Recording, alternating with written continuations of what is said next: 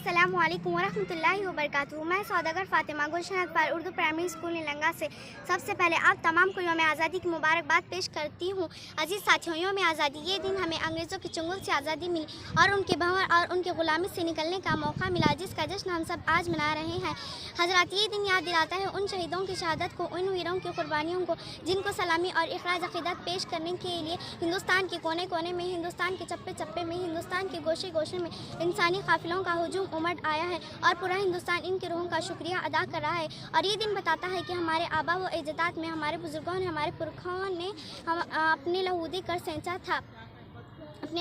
सेंचा था और एक तरफ टीपू सुल्तान, शाह अब्दुल अजीज़ जैसे बहादुर और निडर लोग जरात व अहमियत की तस्वीर बनकर अपने हाथ में कफन लिए खड़े थे, तो दूसरी तरफ चंद्र सुभाष बोस, चंद्रशेखर आज़ाद, महात्मा गांधी, डॉक्टर भीमराव अंबेडकर जैसे बहादुर और निडर लोग अपनी जान की परवाह किए बगैर अंग्रेज़ों से टक्कर ले रहे थे।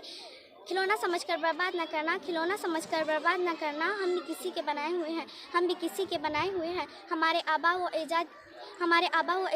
थे जिन्होंने अंग्रेज़ों की तोपों और गोलियों को मुखातिब करके कहा था, लिए फिरती है बुलबुल चोंच में गुल, लिए फिरती है बुलबुल चोंच में गुल, शहीद नास की तुरबत कहाँ है। सामीन, आज का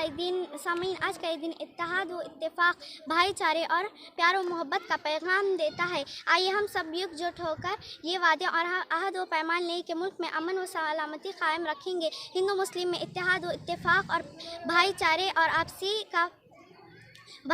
आपसी को कायम रखेंगे